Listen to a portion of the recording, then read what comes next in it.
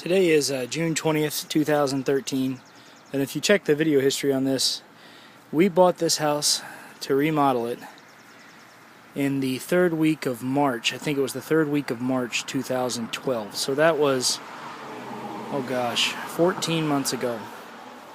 Now I estimated it would take probably 3 months to do the work. And today we're going to see the product when we actually moved in. I want this to be an honest video, and I wanted to try to show some of the things, mainly on the inside of the house, that I didn't expect or that took a lot longer than I thought.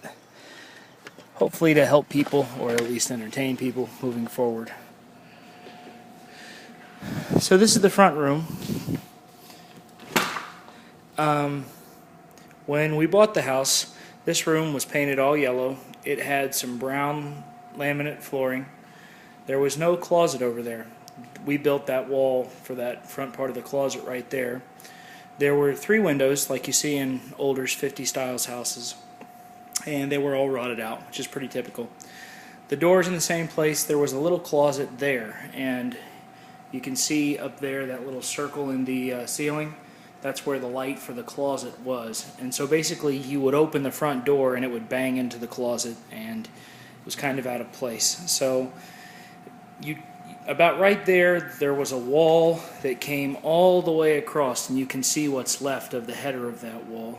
And that wall came all the way across and went all the way down the house. Now, we bought it from someone who was using this as a photography studio, and basically that wall had a little door right here that you can see on some of my first videos that went into the original kitchen of the house. And this wall right here was not here, none of this was here. It was actually further back. Where that header board is, there was a wall that boxed in the furnace and the utilities, well, the old utilities. And then that was the far wall right there, and it went all the way across here for the kitchen. So really this was all boxed in. There was a wall going across right here. You could see the header right here. This was all boxed in, and you could not access the back of the house. So it was basically the opposite of an open concept.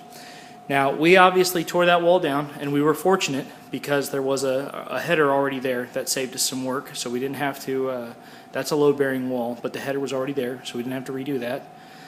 We put this wall here so that we would have an actual good-sized utility closet. And this is what we came out with. And we tore this wall out, which was not a load-bearing wall, so we were able to tear it out pretty freely. We tore the closet out and drywall patched it the best we could. We just drywall patched plaster. We did not replaster. We put a clean coat of drywall all the way down this wall, all the way to the end to try to smooth it out. And we probably should have lowered the outlets, but I didn't do it. That's a regret. So, and in the interest of honesty, these outlets are much higher than they should, and they look out of place. But that's just the way it is at this point. So what took the most time in this room? Well, there was a lot of flooring issues specifically down that hall. Basically, it wasn't safe. You could see straight down through the floor to the crawl space once I took up some of the laminate and some of the rotted plywood, and it's about a 4-foot drop. This front room, though, by and large, went pretty quick. I would say the thing that took the most time is the drywall work out here in the front room.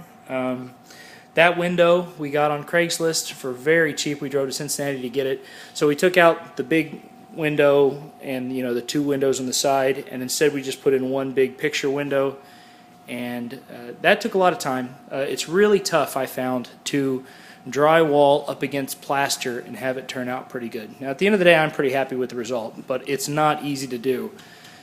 It took a while to build that wall right there. That was tough. The lights go in pretty fast. If you can handle being up in the attic, you can install lights even where there weren't any lights pretty easily.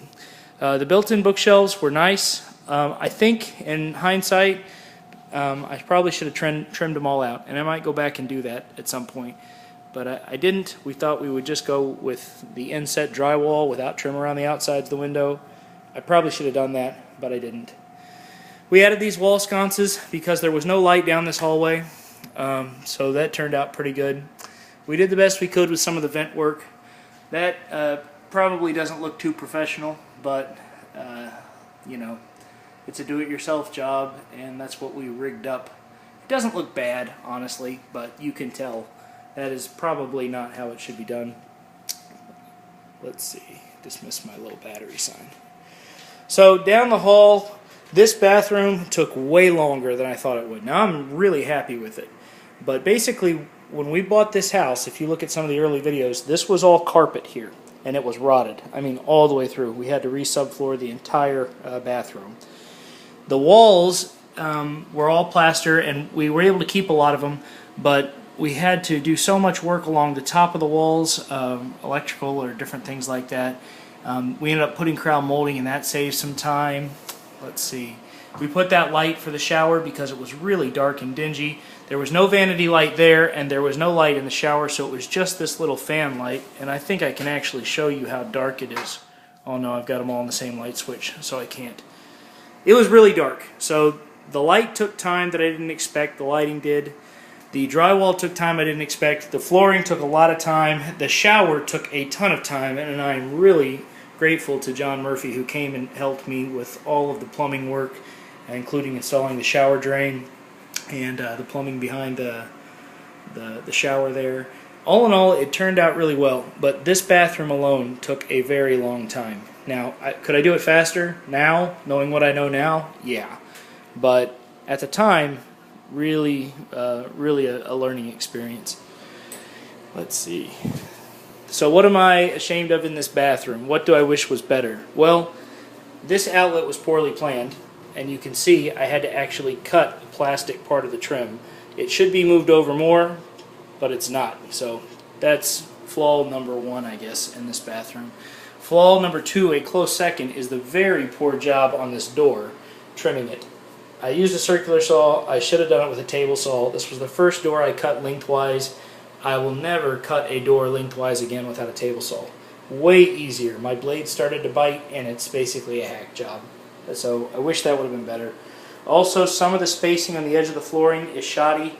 I did not do that vent right. Now, caulk covers a multitude of mistakes, but I didn't do that vent very well. So, all in all, though, I think the bathroom turned out very well. It just took a ton of time. The kids' bedrooms were not that hard. We had to install new lights, but I already told you, lighting goes pretty quickly if you're not afraid to be in the attic. All new windows. The windows turned out very nice. We're very pleased with them. We put this wall here. It turned out really nice, and this is how it is when we're moving in. So it's good enough, right? The carpet, thanks to Richmond Carpet Outlet, is great.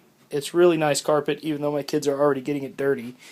And the closets are going to be good. There's a pocket door in the closet. I need to trim it out, but we haven't done that yet. We put a TV on this wall.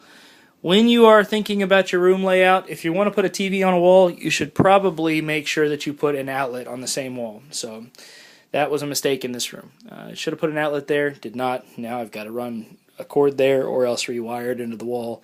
So, you know, one of those things that if you've never done this before, probably not thinking it through all the way.